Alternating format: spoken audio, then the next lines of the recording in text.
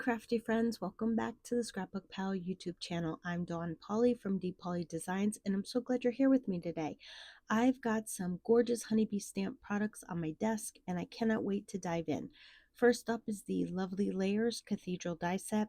This set is stunning, so many beautiful little layers, and the fun part is a lot of these pieces, like the trees and the shrubs, can be mixed and matched with other die sets you already have. I'm pairing that with the Honeybee Stamps Christmas Blessing stamp set. It comes with 17 sentiments, which is amazing because you always have the perfect greeting ready to go. And of course, you can grab the coordinating dies to cut them out nice and clean. All right, let's get started. There are quite a few pieces in this cathedral set, so I went ahead and die cut everything ahead of time. One thing I love about Honeybee is that they always have a printable layering guide. It shows you exactly how everything stacks together, and honestly, it came in super handy while I was assembling this. If you're a puzzle lover, you are going to have a blast with this one. I'm going to set all the die cut pieces aside for a second so we can make the background. I'm using Distress Oxide ink in Prize Ribbon, and I'm just going to do a quick ink blending on a piece of white cardstock. I'm blending most of the panel and just leaving the bottom area a little lighter because that's going to get covered with some white glitter cardstock to create a snowy background. For the snow, I just took a piece of white glitter cardstock and cut a soft curve with my scissors, and then I just trim the sides down with my paper trimmer so it fits perfectly across the bottom of the panel. Next, I'm bringing in some Ranger White Glossy Spray. Make sure you give this a really good shake before you use it. Like, don't be shy, really shake it up. Then I just take the cap off and flick the nozzle so that the little straw inside splatters the paint onto my ink blended background. You might want to do this inside a box because it can get a little messy and go everywhere, but honestly, I just went for it and I'll clean up my desk afterwards.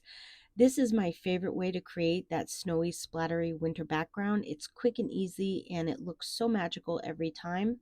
Now, I'm going to start ink blending all of my trees and the church. I'm not going to spend a ton of time walking through every single piece since the process is basically the same for all of them. For the tree trunks, I'm using Distress Oxide and Walnut Stain.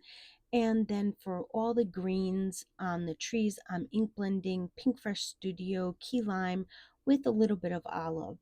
Those two colors make such a pretty natural tree color. For the stained glass windows, I just added blue, green, red, and pink ink in random little spots, nothing fancy or precise. And honestly, I think it turned out really pretty. If you want a more realistic stained glass look, you can totally die cut the window pieces from vellum instead. That gives it a really soft kind of glow look, but I was super happy with how mine came out today.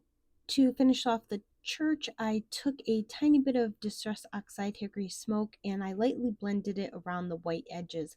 I'm talking very light, just enough to give it a slightly weathered look and add a little bit of dimension without covering up all the nice white. Now I'm going to start putting the church together, and I'll be honest, I don't know all of the official names of these cathedral pieces, so I'm just going to describe them the best that I can as we go. Hopefully that makes it easier for you too. I'm starting with what I'm calling the side piece of the cathedral. For my color scheme, I decided to go with blue for the roof, the window frames, and all the trim. And then I'm adding what I think is the spire piece, this taller pointy piece, and I'm tucking that behind the side panel at the top. Once that's in place, I'm adding the decorative piece right over the front. Next, I'm adding the pillars on the side pieces. However, just a little tip, this is where you really want to add the long skinny trim pieces to the roof first. I totally forgot and decided I'd just add them later. It works fine as long as you haven't glued your pillars down yet. But if you have, don't worry, you can still get them in there like I did. It just takes a tiny little bit more of wiggling them in, but now I'm attaching the top decorative piece and the bottom decorative piece, and you'll just repeat the whole process for the other side of the cathedral. For the center tower, I'm adding a piece of white cardstock behind it so I have something solid to adhere the windows onto. Then I'm doing the same thing for the two side panels, adding them to the same backing cardstock.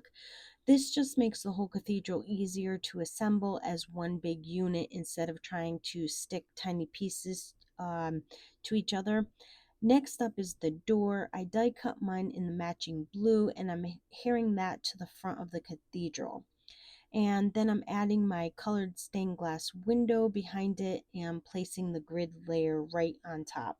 I'm also adding another little piece of white cardstock behind the top of the center tower so I can attach the upper windows too. Then I'm adding the circular stained glass window and its little grid. And finally, the stained glass windows for both sides of the church along with their grids. I finish it off with the tiny window at the top of the center tower. And now I'm going in with all the trim pieces. These are the ones I mentioned earlier, the ones that are easier to add before the pillars go on. But again, if you forget like I did, it's totally fine. You can still add them afterward. It just takes a little bit more patience.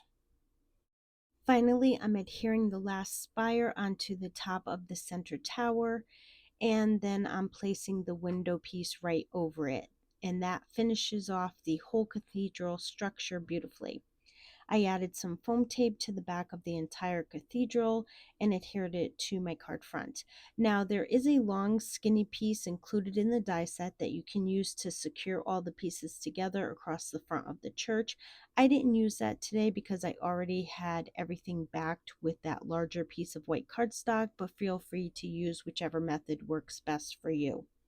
Next, I'm taking the little green shrubs and adding them to the front of the cathedral. I also put foam tape behind the stairs and adhered those right in front of the door. For the trees, I decided to keep it simple and just use two of them.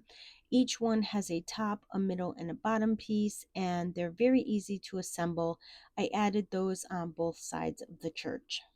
Once everything was in place, I adhered the whole card front onto an A2 sized white card base. To finish off the church, I wanted to give it that snowy winter day look, so I went in with Ranger white enamel and added snow in different spots across the church.